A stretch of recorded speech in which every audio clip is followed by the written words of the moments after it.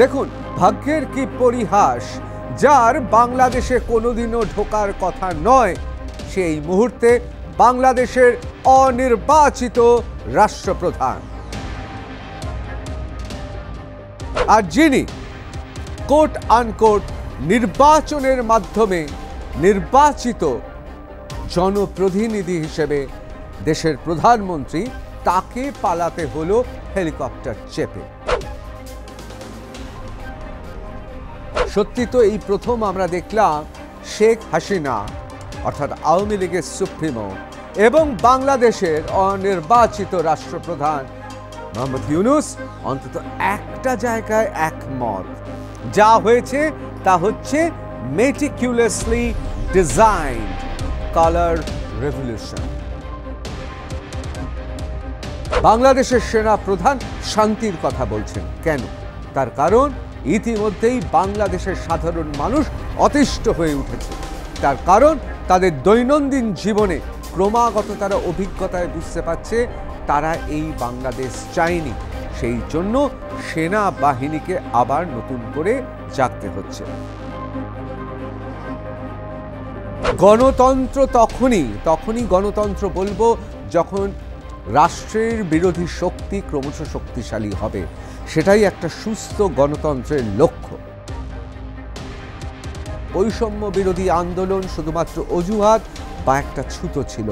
আসল লক্ষ্য ছিল শেখ হাসিনা অর্থাৎ প্রধানমন্ত্রী শেখ হাসিনা, তাকে সরিয়ে দেওয়া।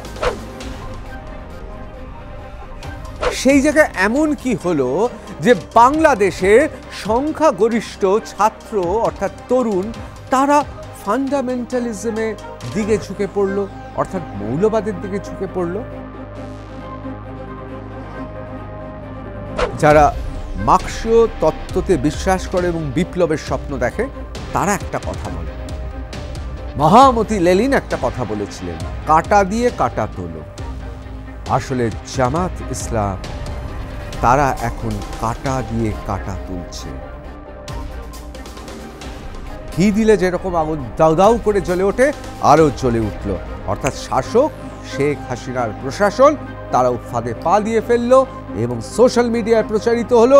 যারা ঘরে তখনও বসেছিল তারা এই অত্যাচারের দৃশ্য দেখে তারা নেমে এলো।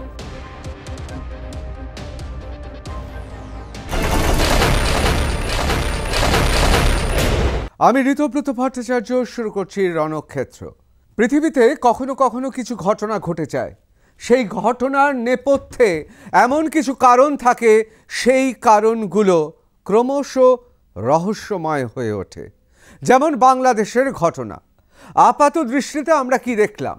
বৈষম্য বিরোধী একটি আন্দোলন ধীরে ধীরে হিংসাত্মক হয়ে উঠল। এতটাই হিংসাত্মক যে ক্ষমতাসীন প্রধানমন্ত্রী শেখ হাসিনা অর্থাৎ আওয়ামী লীগের সুপ্রিমোকে দেশ ছেড়ে পালাতে হলো। তারপর কি হলো? তারপর দেখলাম বিদেশ থেকে বাংলাদেশের মাটিতে পদার্পণ করলেন ডক্টর মোহাম্মদ ইউনূস। যেই ডক্টর মোহাম্মদ ইউনূস যদি আর কিছু দিন হতো, তাহলে বাংলাদেশে তিনি চিরদিনের মতো আর ঢুকতে পারতেন না। তার কারণ ততদিনে আদালত পরিষ্কার রায় ঘোষণা করে দিত। অর্থাৎ গ্রামীণ ব্যাংক এবং বিভিন্ন ধরনের অনৈতিক কাজের জন্যে মোহাম্মদ ইউনূসকে বাংলাদেশের আইনি বিচার ব্যবস্থায় সাজা ঘোষণা করা হতো। শুধু সাজা নয়, তিনি হতেন সাজাপ্রাপ্ত আসামি। এবং তিনি নিশ্চয়ই তার এই বয়সে বাংলাদেশে এসে কারাগারে ঢুকে পড়তেন না। অর্থাৎ তিনি আর বাংলাদেশেই ঢুকতে পারতেন না। দেখুন, ভাগ্যের কি পরিহাস, যার বাংলাদেশে কোনোদিনও ঢোকার কথা নয় সেই মুহূর্তে বাংলাদেশের অনির্বাচিত রাষ্ট্রপ্রধান। আর যিনি কোট আনকোট নির্বাচনের মাধ্যমে নির্বাচিত জনপ্রতিনিধি হিসেবে দেশের প্রধানমন্ত্রী, তাকে পালাতে হলো হেলিকপ্টার চেপে। ভাবছেন না কি অদ্ভুত ব্যাপার? না, যে ঘটনাটা দেখছেন সেটা তো শুধু বহিরাঙ্গের ঘটনা। এর পেছনে রয়েছে রহস্য। কি রহস্য? সত্যি তো এই প্রথম আমরা দেখলাম শেখ হাসিনা অর্থাৎ আওয়ামী লীগের সুপ্রিমো এবং বাংলাদেশের অনির্বাচিত রাষ্ট্রপ্রধান মোহাম্মদ ইউনূস অন্তত একটা জায়গায় একমত। যা হয়েছে তা হচ্ছে meticulously designed colour revolution. Colour রেভলিউশনটা অবশ্য আওয়ামী লীগের বক্তব্য, কিন্তু মেটিকুলাসলি ডিজাইন এটা কিন্তু উভয় পক্ষই মেনে নিয়েছে। অর্থাৎ এই একটি বিষয় ইউনূস মিয়া এবং শেখ হাসিনা অর্থাৎ আওয়ামী লীগের সুপ্রিমো একমত। ব্যাপারটা ঘটেছে কি, রহস্যটা কেন রয়েছে? তার কারণ আপনারা খালি চোখে শুধু দেখছেন বাংলাদেশে পালাবদল হয়েছে। আসলে দীর্ঘদিন ধরে একটা রিসার্চ মেথোডোলজি ব্যবহার করা হচ্ছিল। রিসার্চ মেথোডোলজি কি? অত্যন্ত গুরুত্বপূর্ণ গবেষণার ক্ষেত্রে। যে কোনো গবেষণার ক্ষেত্রে কিছু রিসার্চ মেথোডোলজি থাকে, অর্থাৎ কিছু গবেষণার পদ্ধতি থাকে। এক একটা পদ্ধতি এক এক ধরনের গবেষণার এক এক রকম। কিন্তু পদার্থবিজ্ঞান হতে পারে, রাশিবিজ্ঞান হতে পারে, ভৌতবিজ্ঞান হতে পারে, সাহিত্য হতে পারে, আবার সমাজবিজ্ঞান হতে পারে, মানে নৃবিজ্ঞান, সমাজবিদ্যা হতে পারে। যে কোনো জায়গায় গবেষণা করার জন্য নির্দিষ্ট কতগুলো রিসার্চ মেথোডোলজি আছে। সাধারণত সেই রিসার্চ মেথোডোলজিকে অনুসরণ করেই গবেষণা হয়। এই জন্যে দেখবেন পিএইচডি ডিগ্রি মানে হচ্ছে সবার একই ডিগ্রি, অর্থাৎ পড়াশোনা, প্রথাগত পড়াশোনার সবচেয়ে উচ্চতম জায়গাকে পিএইচডি বলা হয়।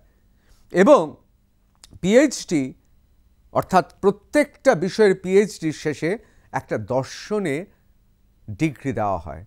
আসলে প্রত্যেকটা বিষয়ই যেখানে গিয়ে থামে সেখান থেকেই তো দর্শন শুরু হয়।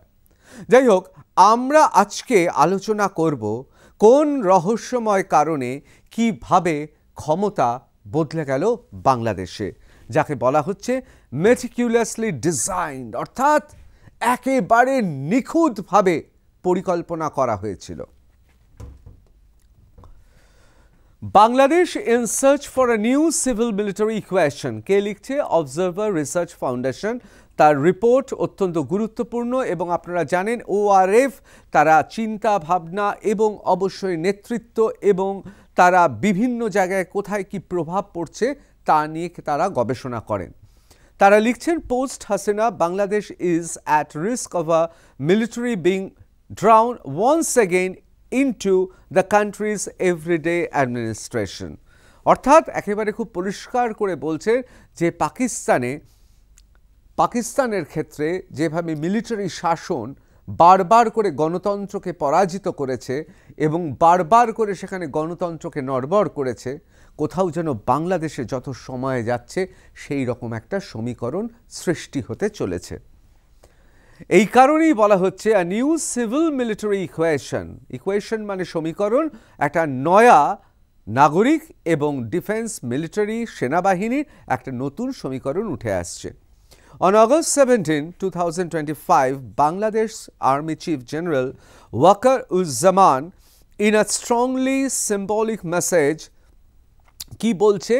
Importance of upholding secularism in Bangladesh and underscored the military role in upholding peace and plurality.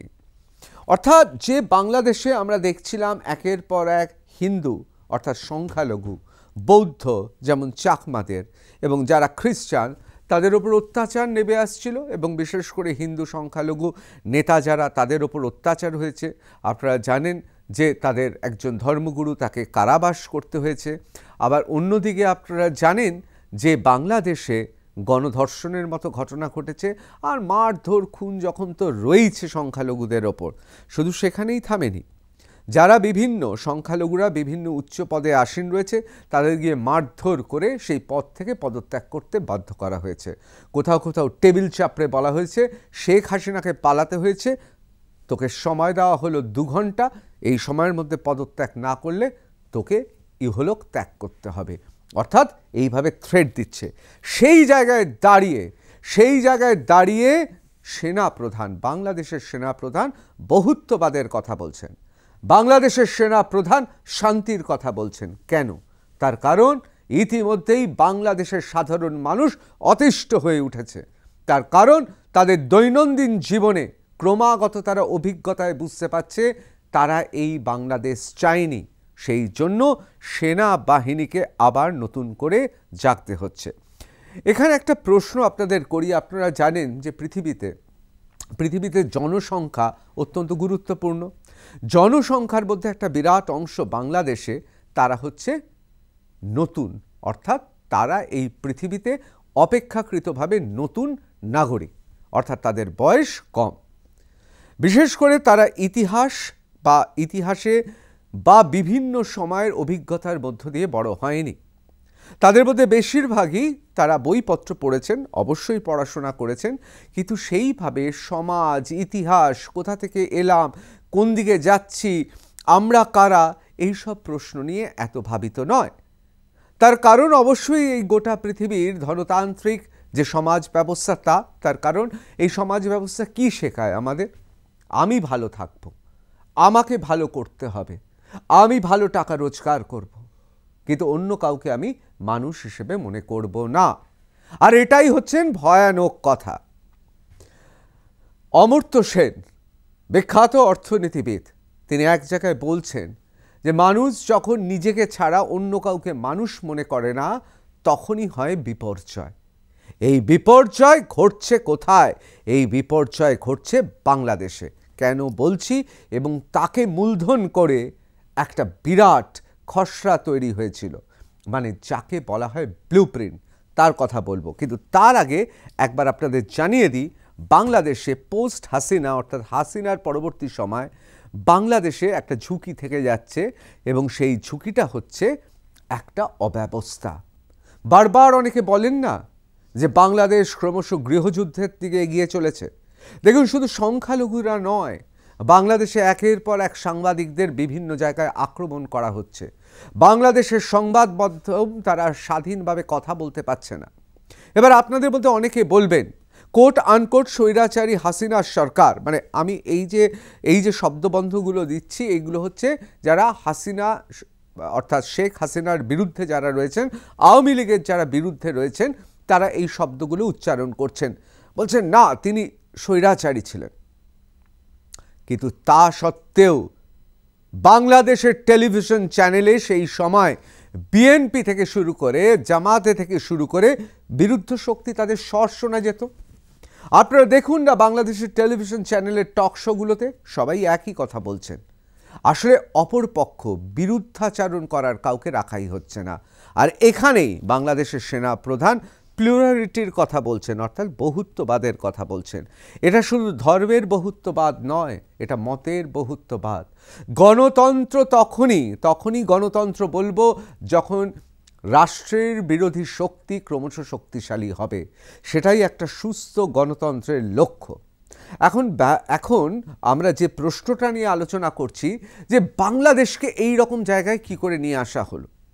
অর্থাৎ বাংলাদেশে আগে আমি তর্কের খাতিরে ধরেই নিলাম হয়তো সত্যি যে বাংলাদেশে যে ব্যবস্থা চলছিল আওয়ামী লীগের সময়, সেই আওয়ামী লীগের সময় হয়তো বিভিন্ন ক্ষেত্রে দীর্ঘদিন শাসন ব্যবস্থায় থাকার জন্য একটা প্রতিষ্ঠান বিরোধী হাওয়া ছিল, বৈষম্য বিরোধী আন্দোলন তাই দানা বেঁধেছিল। কিন্তু এখন যত সময় গড়াচ্ছে বোঝা যাচ্ছে বৈষম্য বিরোধী আন্দোলন শুধুমাত্র অজুহাত বা একটা ছুতো ছিল। আসল লক্ষ্য ছিল শেখ হাসিনা, অর্থাৎ প্রধানমন্ত্রী শেখ হাসিনা, তাকে সরিয়ে দেওয়া। কিন্তু এই ষড়যন্ত্র রচনা হলো কি করে রচনা হলো, কে রচনা করলো, কোথা থেকে রচনা করলো, তাতে যে বিপুল পরিমাণের অর্থ, সেই অর্থ তাহলে কোথায় ব্যয় করা হলো, কিভাবে এই গোটা ঘটনাটা ঘটলো, আসুন আপনাদের দেখাই। ইন্ডিয়া টুডে লিখছে, why did students in Bangladesh turn towards fundamentalism. অর্থাৎ বাংলাদেশের, দেখুন বাংলাদেশ মানে মুক্তিযুদ্ধের বাংলাদেশ, সেখানে তো উদার কথাবার্তা। বাংলাদেশের কবিতা দেখুন, বাংলাদেশের লেখা দেখুন, বাংলাদেশের সেলিনা হোসেনের উপন্যাস পড়ুন, কোথাও মনে হবে বাংলাদেশ মৌলবাদী? আসলে সেটা বাংলাদেশের ঢাকা হতে পারে, আমাদের কলকাতা হতে পারে, সব জায়গায় বিদ্বজনেরা তারা কিন্তু তাদের হৃদয়ের সব কটা জানলা সাধারণত খুলে রাখেন। কেন রাখেন? তার কারণ বাংলা ভাষা চর্চা, বাংলা সাহিত্য চর্চা, বাংলা সমাজ ব্যবস্থায় যেটা ক্ষিতিমোহন সেন অর্থাৎ অমর্ত্য সেনের ঠাকুরদা লিখে গিয়েছিলেন যে সবাই মিলে একসঙ্গে বেঁচে থাকার আনন্দে হিন্দু আর মুসলমান বেঁচে ছিল। সেই জায়গায় এমন কি হলো যে বাংলাদেশের সংখ্যাগরিষ্ঠ ছাত্র অর্থাৎ তরুণ তারা ফান্ডামেন্টালিজমে দিকে ঝুঁকে পড়ল, অর্থাৎ মৌলবাদের দিকে ঝুঁকে পড়ল। হাউ ডিড বাংলাদেশের campuses come to be dominated by the fundamentalist students by 2024? 2024-এ কি এমন ঘটল বাংলাদেশের অধিকাংশ বিশ্ববিদ্যালয় কলেজের ক্যাম্পাসগুলো ফান্ডামেন্টালিজম অর্থাৎ মৌলবাদের দিকে ঝুঁকে পড়ল? The situation was a stark reversal from progressive activism in 1971. অর্থাৎ 1971 সালে বাংলাদেশ যা ছিল সেইখান থেকে হঠাৎ পেছনে ফিরে মৌলবাদের দিকে চলে গেল কেন? সমাজ তো এগোয়, নদী তো এগিয়ে চলে, নদীর স্রোতের জল কি কখনো পেছনের দিকে যায়? তাহলে কে একটা নদীর জলের ধারাকে এক ধাক্কায় পেছনের দিকে ফিরিয়ে দিচ্ছে?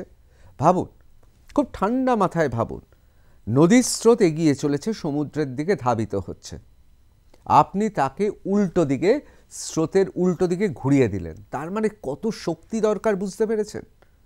কত শক্তি দরকার বুঝতে পেরেছেন? যারা মাঝি মাল্লা আছেন তারা জানেন হাওয়ার উল্টো দিকে নৌকো চালিয়ে নিয়ে যাওয়া কতটা কষ্টকর। তারা জানেন পালতোলা নৌকোতে হাওয়ার সঙ্গে সঙ্গে নৌকোকে ভাসিয়ে দেওয়া কতটা সহজ।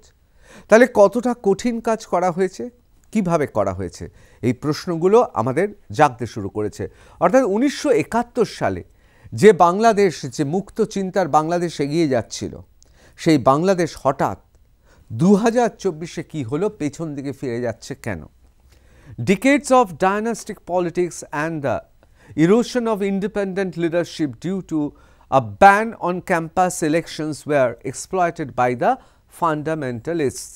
অর্থাৎ ক্যাম্পাসে ক্যাম্পাসে যে নির্বাচন হওয়ার কথা ছিল সেই নির্বাচনগুলো হয়নি। সেই নির্বাচনগুলো হয়নি বলে ক্রমশ একটা বিরাট সংখ্যক ছাত্র তারা হতাশায়, নৈরাজ্যের একটা বাতাবরণ চোখের সামনে দেখতে পাচ্ছিল এবং তারা একেবারে সরাসরি কী করল, তারা মৌলবাদের দিকে ঝুঁকে গেল। কারণ মৌলবাদীরা তখন চমৎকার কথা বলছেন, তারা রাষ্ট্রকে গুড়িয়ে দেওয়ার কথা বলছেন, তারা বলছেন এই ব্যবস্থাকে গুড়িয়ে দেওয়ার কথা। অর্থাৎ একসময় অতি বামপন্থীরা যে কথাগুলো বলতেন ঠিক সেই কথাগুলো মৌলবাদীদের মুখে শোনা যাচ্ছে। অর্থাৎ ইসলামিক মৌলবাদী তারা কিন্তু একটা রিসার্চ মেথোডোলজি তৈরি করে ফেলেছিল, অর্থাৎ তারা একটা পদ্ধতি নিয়েছিল, তারা সব কিছু ভেঙে ফেলা, অর্থাৎ একটা নিহিলিস্ট, সমস্ত কিছু খারাপ যা রয়েছে খারাপ ভেঙে একটা নতুন স্বপ্ন দেখানো শুরু করে দিল। এবং সেটা কেন পারল? তার কারণ বাংলাদেশের বিভিন্ন জায়গায় যারা ছাত্রছাত্রী রয়েছে, যারা তরুণ বয়সে, তারা দেখতে পাচ্ছে যে তার কোনো দাম থাকছে না, জোর করে ক্ষমতায় বসে যাচ্ছে, জোর করে আমার মাথার উপর একজন চেপে বসছে। তখন তারা বাধ্য হয়ে মৌলবাদের দিকে ঝুঁকেছে। তাদের মনে হলো ওই মৌলবাদীরা যে ভেঙে দাও, গুড়িয়ে দাও বলছে, এটাই বোধহয় একমাত্র পথ। এবং এখানে আপনাদের জানিয়ে রাখি যে আপনারা অনেকেই বলবেন যে কেন ছাত্র আন্দোলন অথবা ক্যাম্পাসে নির্বাচন হচ্ছে না, তার সঙ্গে মূল ধারার, মূল স্রোতের পলিটিক্স বা রাজনীতির তার সঙ্গে কি মিল আছে, কেন এ নিয়ে আলোচনা করব? হ্যাঁ, আলোচনা করব এই কারণে, তার কারণ আপনারা জেনে রাখুন বাংলাদেশে এখন জনসংখ্যার ভিত্তিতে নির্ণায়ক শক্তি হচ্ছে তরুণ তরুণীরা। তারা যখন তাদের অভিজ্ঞতায় দেখছে, তারা জানে না 1971 সনে কি হয়েছে, বা তারা জানলেও তারা অনুভব করেনি, বা অনুভব করলেও তারা এখনও ততটা সংবেদনশীল নয়। কারণ 1971 সালে যারা মুক্তিযুদ্ধে অংশগ্রহণ করেছিলেন তারা জানেন কিসের বিনিময়ে তারা বাংলাদেশ পেয়েছেন, তারা জানেন ভারতের সঙ্গে তাদের কি মৈত্রীর সম্পর্ক ছিল। যারা নতুন জন্মেছে তারা তো জানেন না। যারা 8-এর দশকের শেষের দিকে, অর্থাৎ ওই শতকের 8-এর দশকের শেষের দিকে জন্মেছেন, 9-এর দশকে জন্মেছেন, বা যারা এই শতকে জন্মেছেন, তারা জানবেন কি করে, অনুভব করবেন কি করে? আর প্রতিনিয়ত তো চর্চা হয় না। বাংলাদেশ গোটা পৃথিবীতে ডিজিটালে, যে দেশগুলো ডিজিটালে মত্ত, অর্থাৎ সবসময় মোবাইলে তারা চোখ রাখে, বিভিন্ন সামাজিক মাধ্যমে, তারা বই পড়ার সময় কোথায় পাবে? এই যে চীনে ঘোষণা হয়ে গিয়েছে না যে মোবাইল দেখা একটা রোগের মধ্যে পড়ে। এই রোগ তো আমাদের উপমহাদেশে রয়েছে, বাংলাদেশেরও রয়েছে, এবং অধিকাংশ তরুণ তরুণী তাদের জীবনবোধটা আটকে আছে সামাজিক মাধ্যমের মধ্যে। সুতরাং তাদের পক্ষে অসম্ভব মুক্তিযুদ্ধ, 1971 সন, মুক্তিযোদ্ধারা কী করবেন? আর এই জায়গাতেই তৎকালীন ক্ষমতাশীল আওয়ামী লীগ বিরাট ভুল করেছে। অর্থাৎ এই যে বিভিন্ন জায়গায় যে ব্যান হয়েছে ক্যাম্পাস ইলেকশন, অর্থাৎ ক্যাম্পাসে ইলেকশন হয়নি, গণতান্ত্রিক প্রথাগুলো ঠিকমতো মানা হয়নি, তার জন্য কিন্তু তরুণ সমাজ ধীরে ধীরে খেপে যেতে শুরু করে। এখানে আপনাদের একটা কথা বলে রাখি, প্রেসার কুকার দেখেছেন তো? একটা প্রেসার কুকারে একটা পর্যায়ের পর হুইসেলটা উঠে যায় এবং হাওয়া বা বাষ্প, গরম বাষ্প সেখান থেকে বেরিয়ে যায়। অর্থাৎ গণতন্ত্রে সেফটি ভালভের দরকার হয়। অর্থাৎ যদি আমার কোনো সেফটি ভালভ না থাকে বা ওই প্রেসার কুকারের যদি হুইসেল না থাকে, তাহলে কি করে প্রতিষ্ঠান বা রাষ্ট্রের বিরুদ্ধে যে ক্ষোভ হবে সেটা কোন পথ দিয়ে বেরোবে? যদি বেরোনোর পথ না থাকে তাহলে তো গোটা প্রেসার কুকারটাই বার্স্ট করবে, অর্থাৎ ফেটে যাবে। এক্ষেত্রে অনেকে বলছেন সেফটি ভালভ ছিল না, কোনো হুইসেল ছিল না, শুধু প্রেসার কুকারটা ছিল, আর প্রেসার কুকারের ওপর লোহা দিয়ে শক্তভাবে ঢালাই করে দেওয়া হয়েছিল, আর সেই জন্যই প্রেসার কুকারটা ফেটে গেছে। এখন প্রশ্ন হচ্ছে, প্রেসার কুকার ফেটে যাওয়ার সঙ্গে এই বিভিন্ন ছাত্র আন্দোলন বা ক্যাম্পাসে নির্বাচন না হওয়ার কি যোগসূত্র আছে? তার কারণ বাংলাদেশের গোটা লড়াইটা সামনে থেকে লড়েছে ছাত্র, যুবক, তরুণীরা, এবং একটা মব কালচার তৈরি করেছে। অর্থাৎ ভিড় বা মব সৃষ্টি করে রাষ্ট্রকে গুড়িয়ে দেওয়া যায়, এটা দেখিয়ে দিয়েছে Bangladesh. The early margins of student fundamentalism, even as pro-Pakistan fundamentalist groups reappeared in national politics, অর্থাৎ যারা pro-Pakistan, যারা পাকিস্তানি পন্থী এবং যাদের পেছনে পাকিস্তান রয়েছে, এবং যারা এখনো বিশ্বাস করে যে বাংলাদেশ আসলে পাকিস্তানের অবিচ্ছেদ্য অংশ, অর্থাৎ অখণ্ড পাকিস্তানের মধ্যে বাংলাদেশ পড়ে, তারা ক্রমশ শক্তিশালী হয়ে উঠেছে, এবং তাদের যারা অনুগামী রয়েছে তারা ক্রমশ আবার জাতীয় রাজনীতিতে, বাংলাদেশের জাতীয় রাজনীতিতে গুরুত্বপূর্ণ হয়ে ভেসে উঠল। Their student organizations could not operate openly within the education sector at first. Only much later did Jamaat's student wing begin to establish covert and armed positions at two major public universities, Rajshahi and Chittagong. Rajshahi এবং চিটাগংয়ে আগে এদের দেখা যেত না, এরা ধিক্কৃত ছিলেন, নিন্দিত ছিলেন। এদের ছাত্র সমাজ, অর্থাৎ 1971 সালের পরে এদের সেই জায়গাটা ছিল না, এরা ধিক্কৃত ছিলেন। তার কারণ এরা মুক্তিযুদ্ধের সময় তাদের জাতির সঙ্গে বিশ্বাসঘাতকতা করেছিলেন, এবং যাদের বলা হতো রাজাকার। এই রাজাকাররা, যারা রাজাকার অর্থাৎ যারা বাংলাদেশের মুক্তিযুদ্ধের সঙ্গে বিশ্বাসঘাতকতা করেছিলেন, তাদের কিন্তু সমাজে তারা সবার সামনে আর কথা বলতে পারত না।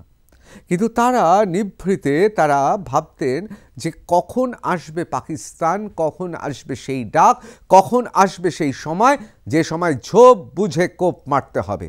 অবশেষে শাসকের জন্য অনেকে মনে করছেন সেই সময় চলে এলো, এবং রাজশাহী এবং চিটাগং ইউনিভার্সিটিতে, এই দুটো বিখ্যাত পাবলিক ইউনিভার্সিটি, এই দুটো ইউনিভার্সিটিতে তারা ক্রমশ ক্ষমতাশালী হয়ে উঠলেন।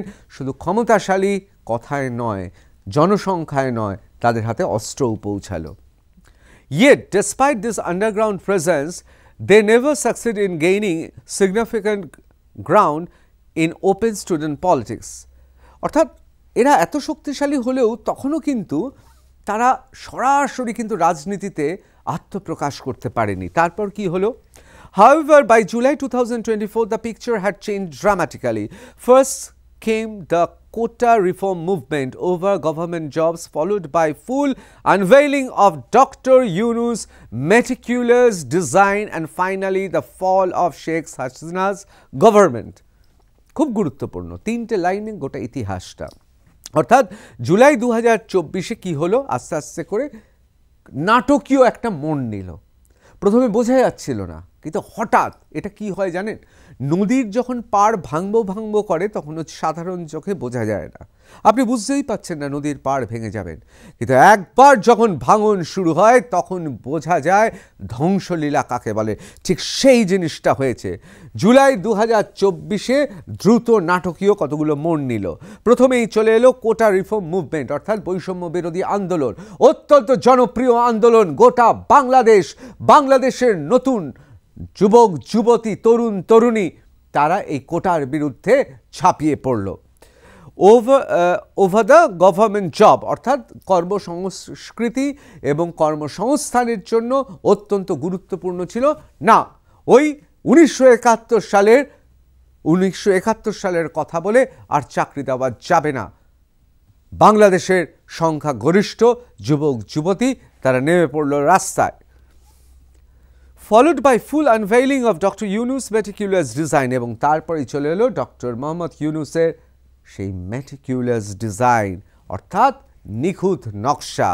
এবং কি হলো, finally the fall of Sheikh Hasina's government, এবং শেখ হাসিনার সরকার পড়ে গেল। Together, these events revealed that a large portion of student politics and the younger generation had shifted into fold of fundamentalism.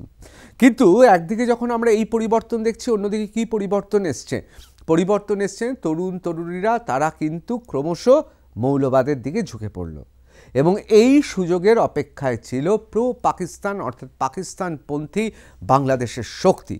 তারা কি করলো, এই সুযোগে তারা নিজেদের জনপ্রিয়তা বাড়িয়ে নিল এবং তাদের দলে টেনে নিল। এবং তারপর কি হলো, তারপর যেটা হলো যে বেশিরভাগ ছাত্রছাত্রী যারা নেমেছিল রাস্তায় তারা ধীরে ধীরে শাসনের স্বাদ পেয়ে গেল, কিন্তু পুরোপুরি স্বাদ পায়নি। অর্থাৎ তাদের শুধুমাত্র ছিটে ফোঁটা দেওয়া হয়েছে, তাতেই তারা ভাবছে তারা বিরাট শের হয়ে গেছে, মব কালচার তৈরি হয়েছে এবং ফান্ডামেন্টালিজম অর্থাৎ ইসলামিক মৌলবাদ তাদের গ্রাস করল। Even Dhaka University, the historical heart of every progressive movement in Bangladesh, fell into the hands of fundamentalist students.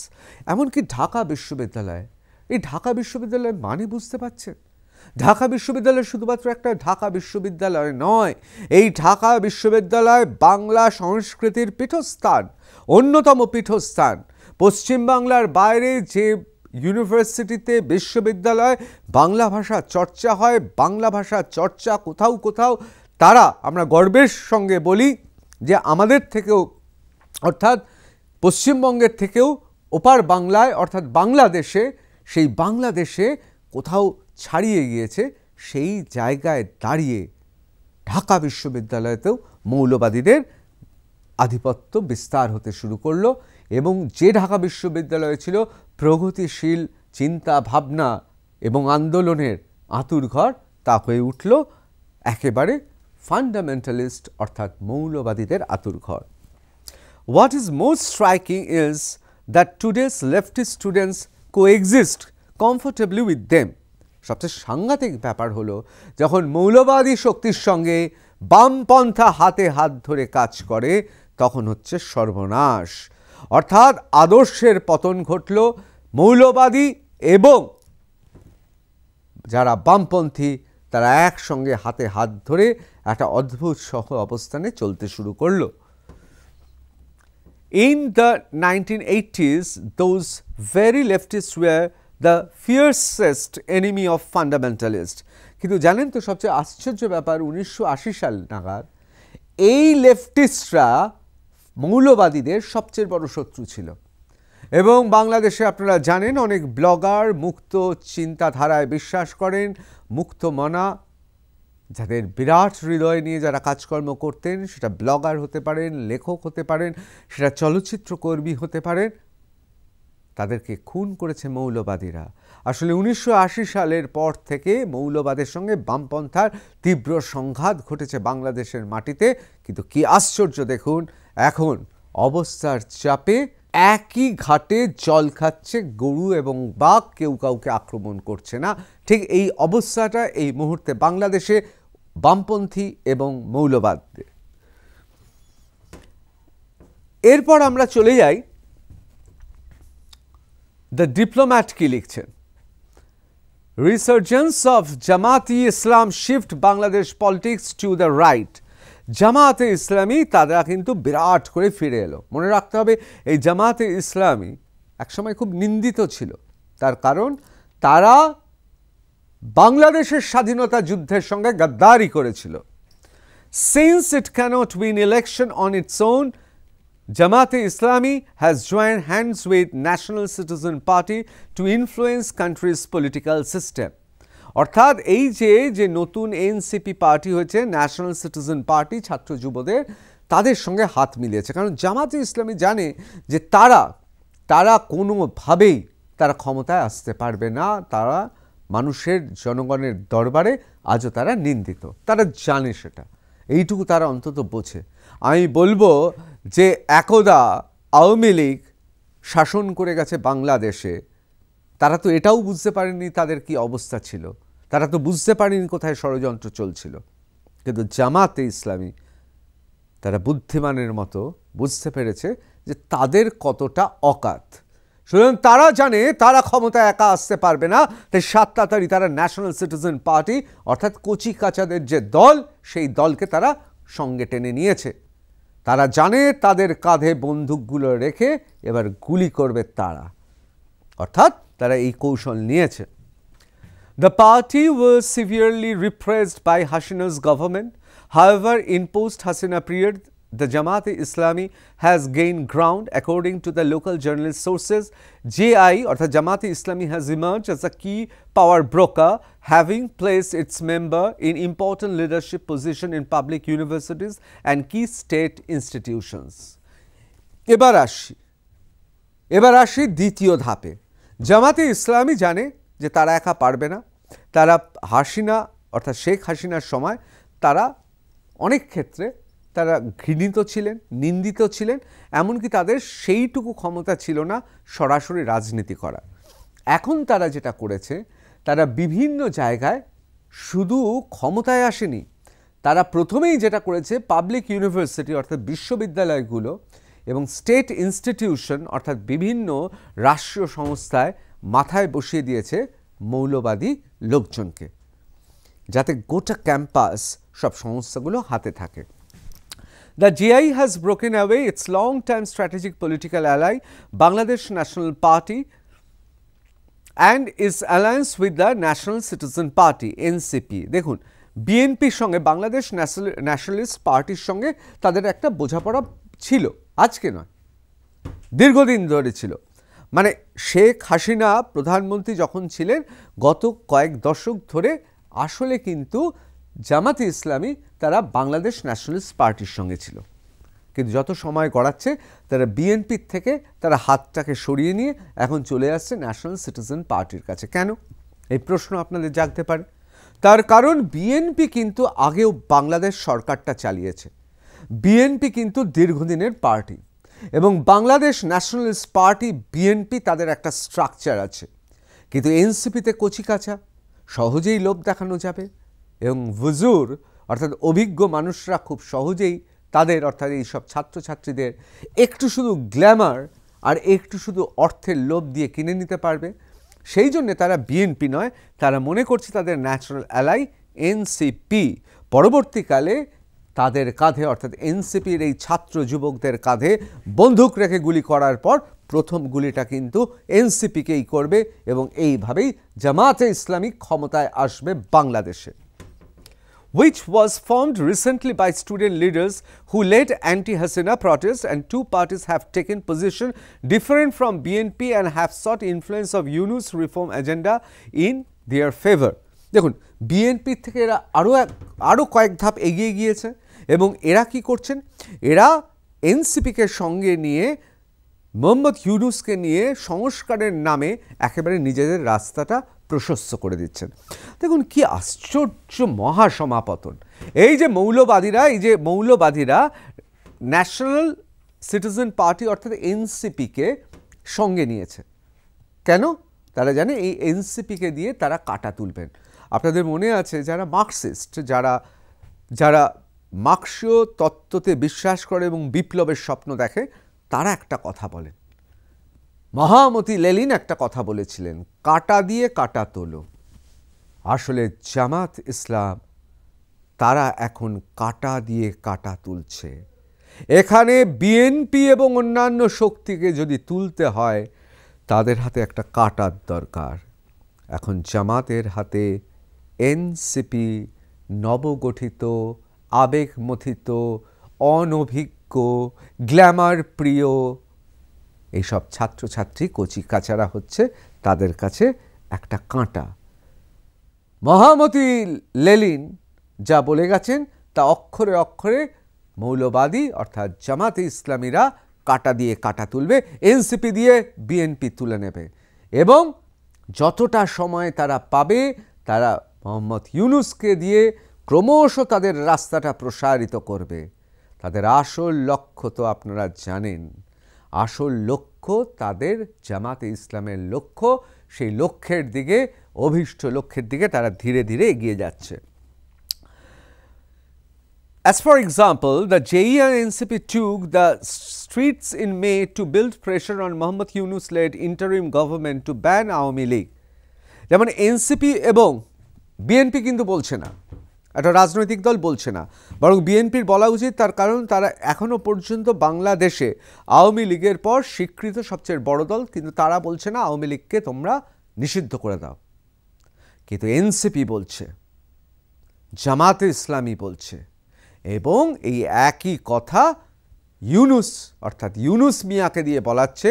তার কারণ তিনি এখন প্রধান উপদেষ্টা, অনির্বাচিত রাষ্ট্রপ্রধান, তার মুখ থেকে এই কথাটা বলাচ্ছে। বিএনপি বলছে না, বলবে না, কোনো রাজনৈতিক দল বলবে না অন্য রাজনৈতিক দলকে নিষিদ্ধ করে দাও। কিন্তু জামাতের কথা এখন এনসিপি বলছে, এখন কলের পুতুলের মতো ইউনূস মিয়া বলছে, কারণ আসল কম ক্ষমতা এখন জামাতে ইসলামী। এবার আপনারা আমাকে প্রশ্ন করবেন, যদি এতই ক্ষমতাধর জামাতে ইসলামী হয় তাহলে জামাতে ইসলামীর কি দরকার এনসিপি বা মোহাম্মদ ইউনূসকে? দরকার আছে বন্ধু। জামাতে ইসলামীর মানুষজন যারা স্ট্র্যাটেজি তৈরি করছেন তারা আপনার আমার থেকে কম বুদ্ধিমান ভাববেন না। তারা জানেন এই সময় যদি নির্বাচন হয়, প্রত্যক্ষ নির্বাচনে বাংলাদেশের মানুষ, আমার আপনার মতো খেটে খাওয়া মানুষ, তারা জামাতে ইসলামীকে ক্ষমতায় আনবে না, তারা ভোট দেবে না। তারা কি করবে? তারা ভোট দেবে বিএনপিকে। বিএনপির ভোট যদি ভাঙতে হয় তাহলে দরকার এনসিপিকে। তার কারণ জামাতে ইসলামীকে অধিকাংশ বাংলাদেশের মানুষ বিশ্বাস করে না যে তারা একটা সুস্থ সংস্কৃতি বাংলাদেশ তৈরি করবে। তারা বিশ্বাস করে না যে বাংলাদেশের তারা শান্তি প্রতিষ্ঠা করবে। সেজন্য বিএনপি, এনসিপি তাদের মধ্যে ফাটল ধরাও, কাটা দিয়ে কাটা তোলো, এনসিপির কাঁধে বন্দুক রেখে ঢেড়াই করে গুলি ছোড়ো এবং শত্রু খতম করো। তার কারণ জামাতে ইসলামী জানে আজ বাদে কাল এই এনসিপি, বিএনপি এদের হটিয়ে জামাতে ইসলামীকেই ক্ষমতায় আসতে হবে। তাহলেই প্রো পাকিস্তান শক্তি বাংলাদেশে আরও সুগঠিত হবে এবং পাকিস্তানের সঙ্গে তখন অখণ্ড পাকিস্তান গড়ার স্বপ্ন দেখে জামাতে ইসলামের নেতৃত্ব, তারা তখন সফল হবে এবং সেই জন্যে আওয়ামী লীগকে ব্যান করতে চাইছে। The party of Sheikh Hasina Yunus subsequently bowed to their demand and suspend Awami League. Yunus মিয়া তাই করেছেন। ইউনূস মিয়া, আপনি কখনো ভাববেন না ইউনূস মিয়া একজন সাচ্চা মুসলমান। কেন বলছি বলুন তো, কেন বলছি? কখনো এটাও ভাববেন না ইউনূস মিয়া আসলে আদতে হিন্দু বিরোধী শুধু না, তিনি কোনো ধর্মের নয়। আমি আপনাদের আবার বলছি, আমার কথা বিশ্বাস করতে হবে না, সামাজিক মাধ্যমে গিয়ে দেখুন। তিনি বাংলাদেশের সংখ্যাগরিষ্ঠ মানুষ তারা যদি সেই ভিডিওটা দেখেন যে তিনি কি বলেছেন তার ধর্মের সম্পর্কে, তার ধর্ম সম্পর্কে কি উপহাস করেছেন শুধুমাত্র খান কয়েক ধনী জু অর্থাৎ ইহুদিদের খুশি করতে। দেখে নেবেন। Chief Advisor Government of Bangladesh. Bangladesh Chief Advisor Professor Muhammad Yunus shares a stage with former US President Bill Clinton at 2024 Clinton Global Initiative meeting in New York on Tuesday, September 2024. দেখতে পাচ্ছেন, আপনারা দেখতে পাচ্ছেন একের পর এক জায়গায় meeting করেছিলেন। এটা তো আগে এবং পরে, অর্থাৎ জুলাই বিপ্লবের আগে এবং পরে। এবার গ্রে জোন কি লিখছে? Leaked files expose covered US government plot to meddle Bangladesh's politics. Leaked documents reveal that prior to toppling of Bangladesh PM Sheikh Hasina, the US government funded International Republic Institute train an army of activists including rappers and LGBTQI people, even hosting transgender dance performance, all allied with the opposition. কি করেছিল? দেখুন, কোনো একটি দেশে যখন একটা Q বা একটা অভ্যুত্থান করতে হয়, তখন অনেক আগে থেকে, আমি প্রথমে বলছিলাম না, পিএইচডির মতো, পিএইচডি থিসিসের মতো রিসার্চ মেথোডোলজি তৈরি করতে হয়, বিপুল পরিমাণের অর্থ নিয়ে আসতে হয় এবং সমাজের ভঙ্গুর বিভিন্ন অংশকে বেছে নিতে হয়। কীরকম? ধরুন, একটি সমাজে যারা সমকামী, যারা বিশ্বাস করেন সমকামে, তাদের একটা তো রাষ্ট্রের প্রতি বা সিস্টেমের প্রতি রাগ থাকে, সেই ক্ষোভটাকে কাজে লাগাতে হবে। কাজে লাগাতে হবে এমন অসংখ্য ছোট ছোট বিভিন্ন জনগোষ্ঠী থাকে, যে জনগোষ্ঠীগুলো তৈরি হয় কোনো ধর্ম বা কোনো ধরনের একই চিন্তাধারা দিয়ে নয়, তারা নিজের ইচ্ছেতে তৈরি করে। যেমন LGBTQI পিপল বা ট্রান্সজেন্ডার, যারা বিশ্বাস করেন যে আমি পুরুষ শরীরে জন্মেছি কিন্তু আমি আসলে নারী, আবার এরকমও রয়েছে আমি নারী হিসেবে জন্মেছি, আমি নিজেকে পুরুষ মনে করি। এই ধরনের বিভিন্ন মানুষ আছেন এবং এই মানুষগুলো স্বভাবতই কিন্তু তাদের রাষ্ট্রের প্রতি ক্ষোভ থাকে, তার কারণ রাষ্ট্র বা সিস্টেম বা সোসাইটি বা সমাজ তাকে সেই মূল্য দেয় না। তখন কি হয়? রাষ্ট্রের প্রতি বা সিস্টেমের প্রতি তাদের ক্ষোভ জন্মায়। ঠিক সেই কাজটাই করেছে এই বিরাট ফান্ড নিয়ে এরকম ছোট ছোট অজস্র গোষ্ঠীগুলোকে প্রথমে চিহ্নিত করা হয়েছে, তারপর তাদের টাকা দেওয়া হয়েছে। আর এই কারণে এই টাকাতেই আপনারা জানেন ট্রান্সজেন্ডার ডান্স পারফরমেন্স হয়েছিল, অর্থাৎ যারা ট্রান্সজেন্ডার, যারা মনে করেন সমকামে বা যারা নিজেদের মনে করেন যে উভয়কামী, এই ধরনের প্রচুর মানুষকে একসঙ্গে জড়ো করে বাংলাদেশে প্রথম কি হলো? ট্রান্সজেন্ডার ডান্স পারফরমেন্স হলো। এই পারফরমেন্স দেখে সবাই ভাবলো এটা বোধহয় একটা দারুণ কাজ হলো, বৈপ্লবিক পরিবর্তন হলো। হয়েছে, চিন্তার ক্ষেত্রে পরিবর্তন হয়েছে, নিশ্চয়ই হয়েছে। আমি পক্ষে বা বিপক্ষে কথা বলবো না, কিন্তু এর পেছনে শুরু হয়ে গেল রাষ্ট্রযন্ত্র, অর্থাৎ শেখ হাসিনার সরকারকে এক একটা করে এক একটা জায়গায় পেরেক পুঁতে দেওয়া এবং রাষ্ট্র এ বিষয়ে কি বলবে তাকে ধন্দে ফেলে দেওয়া। শুরু হয়ে গেল খেলা। Hasina's replacement, Muhammad Yunus, is a long-time Clinton Global Initiative fellow granted a Nobel Prize for pioneering the dubious practice of micro-lending. দেখুন, এই পরিকল্পনা কিন্তু আজকের নয়, বলছেন অনেক দিন আগে। মার্কিন যুক্তরাষ্ট্রের একটা এনজিওতে আপনারা ধরেই নিন ওই চাকরি করার মতো তাদের চাকর বাকর ছিল ইউনুস মিয়া। ইউনুস মিয়া পড়াশোনা জানতেন, ভালো ইংরেজিতে কথা বলতে পারেন। বাংলাদেশের এই রকম একটা মানুষকে দরকার ছিল, যে হবে পাপেট, অর্থাৎ হাতের পুতুল হবে। এবং ক্লিন্টন যে এই ফাউন্ডেশনের কথা বলা হচ্ছে, অর্থাৎ ক্লিন্টন গ্লোবাল ইনিশিয়েটিভ, তারা কি করলো? নোবেল পুরস্কার, যাতে নোবেল পুরস্কার দেওয়া হয় সেই চেষ্টাটা করলো। নোবেল পুরস্কার প্রাপ্ত হলো। নোবেল পুরস্কার প্রাপ্ত হলে কি সুবিধা হয়?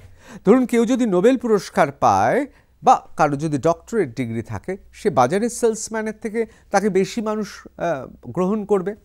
ধরুন, আরবের কোনো শেখের বাড়িতে গেল, ধরুন আপনি আমি গেলে আমাকে কি সেই শেখ ঢুকতে দেবে? না।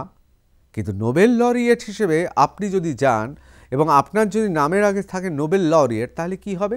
তাহলে সেলসম্যান হিসেবে তাকে পাঠানো সোজা হবে। এবার আপনারা প্রশ্ন করবেন, তাকে সেলসম্যান নোবেল লরিয়েট বানিয়ে কী লাভ? অবশ্যই সেই ফাউন্ডেশনের লাভ আছে, তার কারণ সেই ফাউন্ডেশনের টাকা তুলবার জন্য তো তাকে পাঠানো হচ্ছে, অর্থাৎ অর্থকরী লাভ আছে। আর সেই জন্যেই অনেকে মনে করেন ইউনূস সাহেবকে দেওয়া হয়েছিল কি? নোবেল পুরস্কার। যবে থেকে তিনি নোবেল পুরস্কার পেয়েছেন তবে থেকে তিনি কাজ করছেন, তখন অনেকের মনে হলো এই মার্কিন যুক্তরাষ্ট্রের একটা কলের পুতুল দরকার। বাংলাদেশে যদি কলের পুতুল হয় খুব ভালো হয়, একদিকে চীন, অন্যদিকে ভারতের মতো দেশ, গোটা উপমহাদেশটাতে আমাদের নজরদারি করার একটা পাহারাদার দরকার। আর সেই পাহারাদার হিসেবে মোহাম্মদ ইউনূস তাদের কাছে সেরা পছন্দ। তাকে ক্ষমতায় নিয়ে আসার জন্য সেই জন্য অর্থলগ্নি করা হলো এবং মেটিকিউলাসলি ডিজাইন করা হলো। ছাত্র যুব তাদের সংখ্যাটা যেহেতু বাংলাদেশে এখন অনেক, তারা নির্ণায়ক শক্তি, এবং তার পাশাপাশি বিভিন্ন গোষ্ঠী যাদের রাষ্ট্রের ওপর স্বাভাবিক কারণেই রাগ ছিল তাদেরও ফান্ড করা হলো। সব মিলিয়ে একটা খুব পপুলার আন্দোলন, সেই আন্দোলনকে তুলে ধরা হলো, তার নাম হচ্ছে বৈষম্য বিরোধী আন্দোলন। সেই আন্দোলনকে ধীরে ধীরে টাকা পয়সা দিয়ে কি করা হলো, অনেক ওপরে একেবারে চড়া সুরে বেঁধে দেওয়া হলো। তারপর কি লিখছে, while Yunus has hailed the meticulously designed protest movement and thrust him into power, Hasina personally accused Washington of working remove her from power over alleged refusal US military base on Bangladesh territory. The State Department has dismissed allegation of US meddling as laughable, with spokesman Vendant Patel telling reporters that any implication that United States was involved in Sheikh Hasina's resignation is absolutely false. দেখুন, সেখান থেকে তো আস্তে আস্তে শুরু হয়ে গেল, অর্থাৎ যে করেই হোক মার্কিন যুক্তরাষ্ট্র একটা বিরাট অংশ, অর্থাৎ যারা খুব ক্ষমতাশালী তাদের একটা অংশ, বিশেষত যারা অনেকে বলেন ডেমোক্র্যাট, তারা চাইলেন, এবং সেখানে ডিপ স্টেটের নাম বারবার উঠে আসছে আরও বেশ কিছু ফ্র্যাকশনের নাম। এবং এটা তো ঠিক কথা, শেখ হাসিনা সেন্ট ম্যারিজ দ্বীপকে দিতে চাননি, তিনি বাংলাদেশের সার্বভৌমত্ব রাখতে চেয়েছেন, তাতে মার্কিন যুক্তরাষ্ট্র রুষ্ট হয়েছিল। সুতরাং শেখ হাসিনা তিনিও বারবার অনেকবার বিভিন্ন সময় বলে এসছেন তাকে ফেলে দেওয়ার চেষ্টা করছে মার্কিন যুক্তরাষ্ট্র। অবশেষে তার আশঙ্কাই সত্যি হলো, মেটিকুলাসলি ডিজাইন করা হলো কিভাবে হাসিনাকে সরিয়ে দেওয়া হবে, এমনটাই অনেকে মনে করছেন। যদিও স্টেট ডিপার্টমেন্ট, অর্থাৎ ইউনাইটেড স্টেটসের স্টেট ডিপার্টমেন্ট বলেছে এই সমস্ত, তাদের মুখপাত্র বলেছেন এইসবই অত্যন্ত হাস্যকর ব্যাপার, এরকম কিছুই হয়নি। But now leaked documents reviewed by the grey zone confirm the State Department was informed of efforts by International Republican Institute IRI to advance a explicitly state mission to destabilize Bangladesh politics. কিন্তু grey zone, অর্থাৎ the grey zone তারা কি দেখলো, যে না US state department তারা জানতো ধীরে ধীরে বাংলাদেশের তাদের কাছে এই তথ্যটা ছিল, বাংলাদেশকে ধীরে ধীরে ডিস্টেবিলাইজ করে দেওয়া হবে, অর্থাৎ অশান্ত করে দেওয়া হচ্ছে। এবং এই অশান্ত করে দেওয়ার মানে কি? এই অশান্ত করে দেওয়ার মানেই সরকারটাকে ফেলে দেওয়ার দিকে এক পা এগিয়ে যাওয়া। এবং এটা কারা করছে? ইন্টারন্যাশনাল রিপাবলিকান ইনস্টিটিউট IRI, তারা করছে। বিপুল পরিমাণে টাকা পয়সা, স্ট্র্যাটেজি, রিসার্চ মেথোডোলজি বলছিলাম না, সেই সমস্ত বিভিন্ন মেথড ব্যবহার করে বাংলাদেশের সরকারকে নড়িয়ে দেওয়া, ভেঙে দেওয়া এবং এই যুগের, অর্থাৎ শেখ হাসিনার যুগের অবসান ঘটানোর কাজ করছে। এটা লিক করেছে, এটা পরীক্ষা করে জেনেছে the grey zone. IRI is a Republican Party-run subsidiary of the National Endowment of Democracy, which has fueled an array of regime change operation across global since it was conceived in the office of CIA Director William Cizre over 40 years. দেখুন, 40 বছর ধরে IRI 40 বছর ধরে এই কাজটা করে যাচ্ছে। 40 বছর ধরে কাজ করে যাচ্ছে। তাদের কাজ কোনো একটি দেশ, সেই দেশের মধ্যে একটা মানে একটা অস্থির অবস্থা তৈরি করা এবং তারপর সেই দেশের সরকারটাকে ফেলে দেওয়া, নিজেদের পছন্দসইকে বসানো এবং সেই পছন্দসই মানুষের মাধ্যমে কলের পুতুল তৈরি করে আসল শক্তিটা তারা হাতে নিয়ে নেবে, অর্থাৎ একটা গোটা দেশ তাদের হাতে চলে আসবে। এখন প্রশ্ন হচ্ছে, এই জন্য কি মোহাম্মদ ইউনূস বলছিলেন মেটিকুলাসলি ডিজাইন, এবং একই কথা শেখ হাসিনা বলছেন। IRI, আমি আবার গ্রে জোনে চলে যাব, IRI 6 power shift in Bangladesh. এবার প্রশ্ন হচ্ছে, IRI এর কি পাকা ধানে মই দিয়েছিল শেখ হাসিনা প্রধানমন্ত্রী হিসেবে? কি দিয়েছিলেন মই, যার জন্য তাকে বাংলাদেশের সরকার ফেলে দিতে হলো? IRI has operated in Dhaka since 2003, 2003 থেকে তারা ঢাকা থেকে অপারেট করছে, এবং to help political parties, government officials, civil society and marginalised group in their advocacy for greater rights and representation. দেখুন, সিভিল সোসাইটি, নাগরিক সমাজ, গভর্নমেন্ট অফিসিয়ালস অর্থাৎ যারা প্রশাসনে আছে সেই সব অফিসাররা, এবং বিভিন্ন শক্তি, ওই বলছিলাম না ট্রান্সজেন্ডার থেকে শুরু করে বিভিন্ন জায়গায় যারা রয়েছে তাদেরকে তারা উৎসাহ দিচ্ছিলেন। এবং কেন দিচ্ছিলেন? বলছিলেন যে তাদের যাতে রাইট, তাদের যেন আরও অধিকারটা বাড়ে, তারা যাতে বঞ্চিত না হয়। আপাত দৃষ্টিতে দেখে তো সত্যি খুব মানবিক ব্যাপার মনে হচ্ছে। সত্যি তো এটা তো আমার অধিকার, আমি কিভাবে জীবনযাপন করব, আমি কি করব, আমার খাদ্যাভ্যাস কী হবে, আমি কিভাবে থাকতে চাই, আমার বিশ্বাস কি হবে, এটা প্রত্যেক মানুষের স্বাধীনতা আছে। রুশো তো এই কারণে বলেছেন, মহামতি রুশো বলেছেন ম্যান ইজ বর্ন ফ্রি, সেখানে কেন কেউ হস্তক্ষেপ করবেন? সুতরাং IRI সম্পর্কে কারোর কোনো সন্দেহ হয়নি। বরং এদের মনে হয়েছে এরা সত্যি খুব গণতান্ত্রিক, উদার চিন্তাভাবনার মানুষ।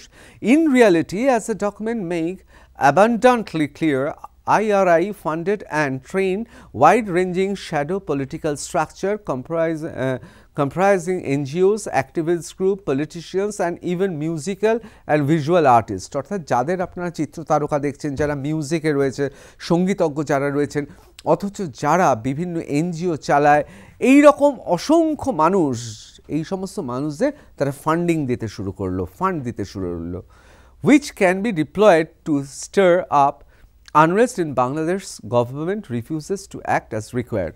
অর্থাৎ তাদের আগে থেকে তৈরি করা হয়েছে, 2003 থেকে তৈরি হচ্ছে। কিন্তু মানে যে চিত্র তারকাকে আপনি দেখে ভাবছেন এ খুব দারুণ তারকা, তার পেছনেও ফান্ডিং পাচ্ছে, সঙ্গীতজ্ঞ তার পেছনেও ফান্ডিং আছে, NGO তার পেছনেও ফান্ডিং আছে, প্রশাসনের কেষ্টবিষ্টু অনেকেই তাদের ফান্ডিং পাচ্ছে, অর্থাৎ টাকা তারা খেয়ে নিচ্ছে এবং তারা তাদের পরে রয়েছে। তাদের তৈরি করা হচ্ছে, রিজার্ভ ফোর্স তৈরি করা হচ্ছে 2003 থেকে। ভাবুন যে যখন দরকার হবে এদের নামিয়ে দেওয়া যাবে রাস্তায়। তার কারণ টাকা নিতে নিতে কি হয়ে যাবে, বকলেস পড়ে নেবে, চাকর বাকর হয়ে যাবে, যা বলবে প্রভুরা তাই মানবে। সুতরাং তাদের একটা বিরাট গ্রুপ, এবং ধরুন বিভিন্ন অ্যাক্টিভিস্ট গ্রুপ, বিভিন্ন NGO, বিভিন্ন রাজনীতিবিদ, even musical and visual artist, চিত্রকর হতে পারে, বিদ্বজন যাদের বলেন, ফিল্ম মেকার হতে পারে, চিত্রতারকা হতে পারে, এদের সবাইকে কিনে নিয়েছে বিরোধী বেশ কিছু পলিটিশিয়ান, রাজনীতিবিদরাও কেনা আছে, সবাই এদের পেরোলে চলে এলো। অর্থাৎ নির্দিষ্ট সময় অন্তর অন্তর এরা চাকরি করার মতো টাকা পেত। এদের কি যখন কাজে লাগবে তখন তোমাদের রাস্তায় নামতে হবে। 2003 থেকে কিন্তু IRI শুরু করে দিয়েছে। The student protest in 2018 and the overwhelming electoral victory by Hasina's Awami League in December of that same year appear to have inspired IRI's regime change aspiration. In 2019, the institute began conducting research to inform baseline assessment of the country, which consisted of 48 groups interviews and 13 individual interviews with 304 key informants। অর্থাৎ 304 জন informant তারা তৈরি করে ফেলেছে, বিভিন্ন 48টা গ্রুপে ভাগ করে ফেলেছে, 13 জনকে নিয়েছে আলাদাভাবে। এইভাবে তারা না একটা মায়াজালের মতো গোটা বাংলাদেশ জুড়ে তারা একটা প্যারালাল, সমান্তরাল একটা সংগঠন সাজিয়ে ফেললো।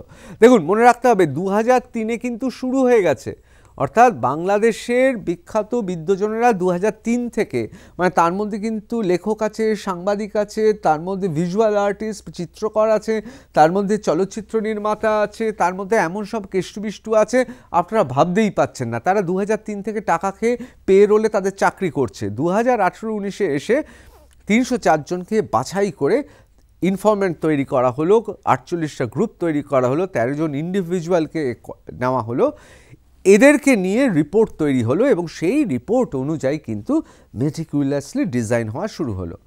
The report, which documented IRI's activities in the country between March 2019 and 2020, shows the US government regime change campaign ramped significantly after Hasina's lopsided victory. Her administration, they declared, had become দেখুন একেবারে সোজা কথায় বলে দিচ্ছি যে এই যে প্যারাগ্রাফটা খুব গুরুত্বপূর্ণ।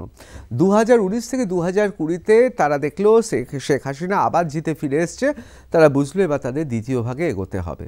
অর্থাৎ 2003 থেকে কিন্তু তাদের হাতে পেরোলের লোক রয়েছে, তাদের হাতে কিন্তু বিদেশে তৈরি হচ্ছে মোহাম্মদ ইউনুস, কারণ ইউনুস কলের পুতুল তৈরি হচ্ছে, তাকে কিন্তু এখনই নামানো হবে না, সে মাঝে মাঝে তখন বাংলাদেশে আসছে আবার চলে যাচ্ছে, তাকে তৈরি করা হচ্ছে। এই দিকে তাদের হাতে ততক্ষণে 304 জন ইনফরম্যান্ট, অর্থাৎ যারা প্রতিনিয়ত তাদের হয়ে কাজ করবে, তথ্য দেবে, সেই রকম লোক, 48টা গ্রুপ, 13 জন ইন্ডিভিজুয়াল, সব কিছু তৈরি হয়ে গেছে। ধীরে ধীরে কিন্তু একটা বিপ্লবের পরিস্থিতি তৈরি করা হচ্ছে। Meanwhile, the IRI concluded that BNP opposition had failed to successfully mobilize its supporters. The party's attempt and formed street movement had floundered. It remained marginal, leaving Awami League's power undiminished. Nevertheless, IRI considered BNP to be still the most possible party to drive power shift in the future. দেখুন 2018-19-20 সালের পরেই তারা জানতো যে BNP পারবে না সরাতে, কিন্তু তারা মনে করেন যতজন বিরোধী আছে তাদের মধ্যে বিএনপি সবচেয়ে শক্তিশালী। কিন্তু তা সত্ত্বেও তারা কিন্তু তখনও সেই আত্মবিশ্বাস পাচ্ছে না যে বিএনপিকে দিয়েই সরকার ফেলানো যাবে। আবার এটাও ঠিক কথা, বিএনপিকে দিয়ে এত সহজে সরকার ফেলতে পারবে না, তার কারণ বিএনপি একটি রাজনৈতিক দল, তারা বাংলাদেশের শাসন ক্ষমতায় এসছেন, তাদের অভিজ্ঞতা রয়েছে, তারা এত সহজে বশতাও মানবে না। সুতরাং ধীরে ধীরে যত সময় গড়াতে শুরু করলো, তত তাদের মনে হলো যে একটা তৃতীয় শক্তি দরকার, এবং তারা কিন্তু ততক্ষণে মিসাইল স্কানের মতো ইউনুসকে কিন্তু তৈরি করে যাচ্ছে, আন্তর্জাতিক বিভিন্ন মঞ্চে তাকে দাঁড় করাচ্ছে, তাকে টাকা দিচ্ছে, তাকে পুষ্ট করাচ্ছে, তাকে ট্রেনিং দিচ্ছে, এখনও কিন্তু নাবায়নি। এরপর কি হলো? এরপর the idea that this political change might be achieved via ballot box, however, don't appear to be up consideration, with BNP apparently too violent, insular, rigid and hierarchical to win an election. IRI instead proposed a broad-based social empowerment project and fostered and expanded citizen-centered local and non-traditional forums for political engagement. In other words, street mobilization. সবচেয়ে গুরুত্বপূর্ণ। অর্থাৎ ধীরে ধীরে বুঝতে পারছে যে না, বিএনপিকে দিয়ে এটা হবে না, কারণ বিএনপির হায়ারার্কি রয়েছে, ওপর থেকে নিচে তাদের নেতৃত্ব রয়েছে, তারা এত সহজে আমাদের কথা শুনবে না।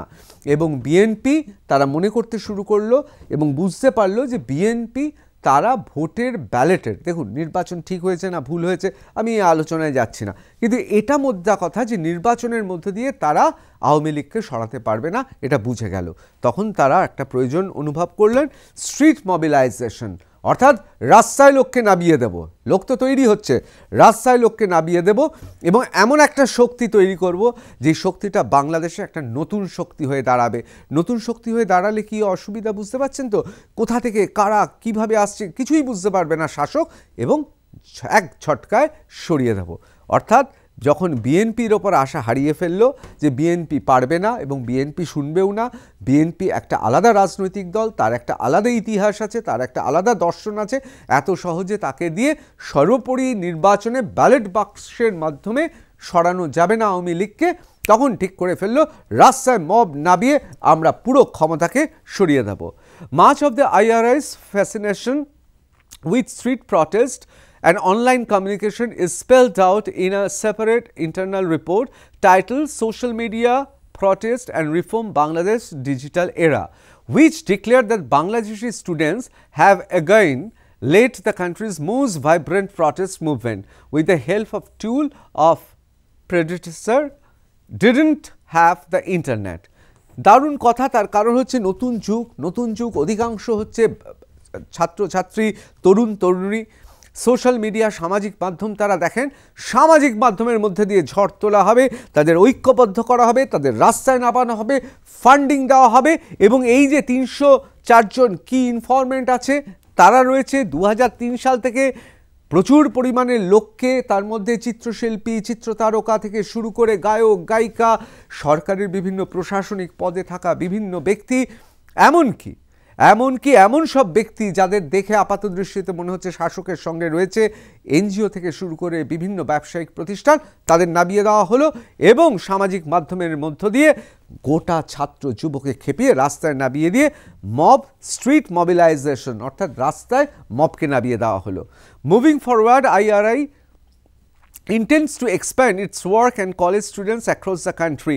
এবং তারা বললেন যে দেশের সবচেয়ে প্রাণবন্ত অংশ তাদের রাস্তায় নামিয়ে দিলে এমনিতেই বড়রা ভয় পেয়ে যাবে যখন তরুণরা নামবে। সুতরাং বিনা যুদ্ধে, বিনা রক্তপাতে ক্ষমতা উল্টে পড়বে, যদিও এতটা সহজ হয়নি। The document explains that Bangladeshi protesters successfully use social media to promote videos and short documentaries of their actions and compel local and international media to cover uphill. For example, Facebook streamed live videos of police breaking up protests went viral, helped spread knowledge of the protester of the country. Bangladesh সরকার সেখানে কি করলো? বাংলাদেশ সরকার সভাপতি রাস্তায় ছাত্ররা নেমেছে, তাদের পেটালো। ঠিক সেই সময় ফেসবুকে লাইভ হলো, সেই লাইভের ভিডিও বিভিন্নভাবে প্রমোট হলো। সাধারণ অন্যান্য ছাত্রছাত্রীরা দেখলো, সেটা দেখে বলছে এইভাবে অত্যাচার করছে পুলিশ, আমাদের ওপর আরও খেপে গেল। অর্থাৎ আগুনে ঘি দিলে যেরকম আগুন দাউ দাউ করে জ্বলে ওঠে, আরও জ্বলে উঠল। অর্থাৎ শাসক শেখ হাসিনার প্রশাসন তারাও ফাঁদে পা দিয়ে ফেলল এবং সোশ্যাল মিডিয়ায় প্রচারিত হলো। যারা ঘরে তখনও বসেছিল তারা এই অত্যাচারের দৃশ্য দেখে তারা নেমে এলো। One of the most powerful viral moments arrived in the form of a protest anthem by Kureghar, which is IRI called the biggest interest-based Bangladeshi music band. বাংলাদেশের মিউজিক ব্যান্ড, আমি আগেই বলেছি, এখানে বিভিন্ন জায়গায় বিভিন্ন অংশে যোগাযোগ রয়েছে।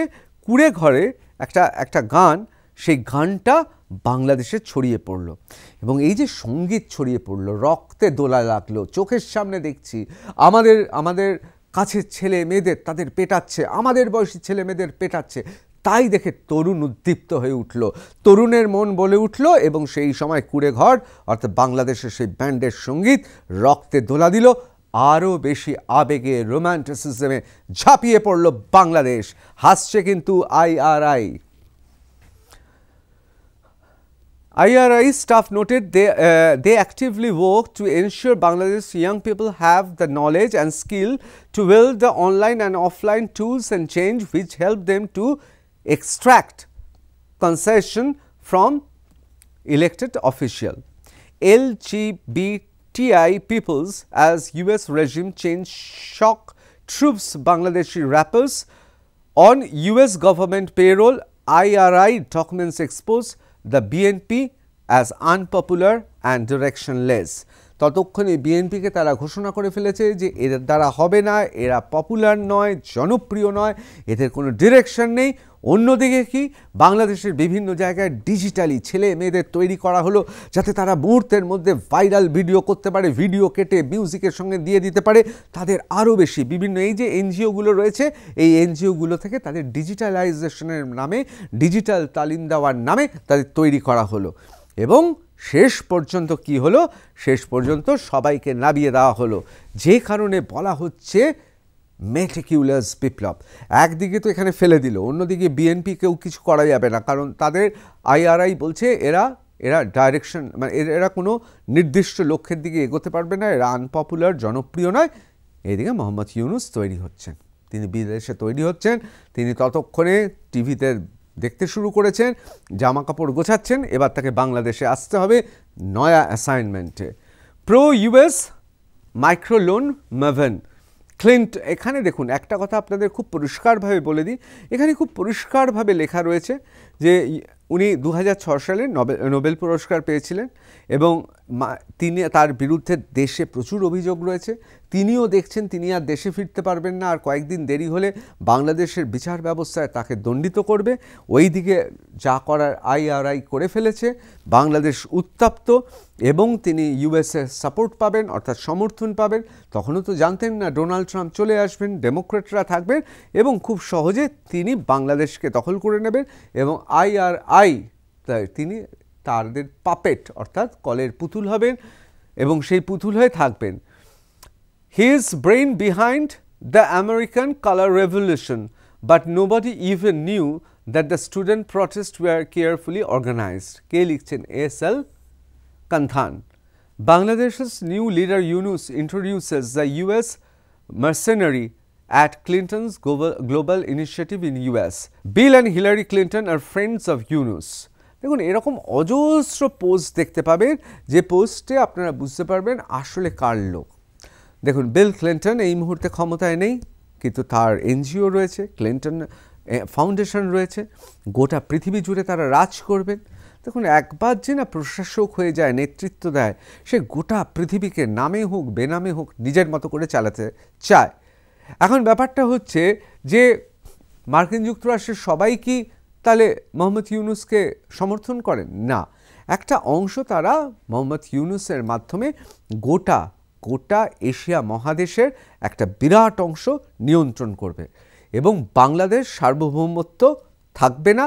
মোহাম্মদ ইউনুস কলের পুতুল হবে, সংবিধান পরিবর্তন করার চেষ্টা করবে এবং তিনি অনির্বাচিত রাষ্ট্রপতি থেকে নির্বাচিত রাষ্ট্রপতি হওয়ার চেষ্টা করবেন এবং তিনি ক্ষমতায় টিকে থাকার চেষ্টা করবেন এবং তাকে ক্ষমতায় টিকিয়ে রাখার জন্য বৈদেশিক শক্তি কাজ করছে।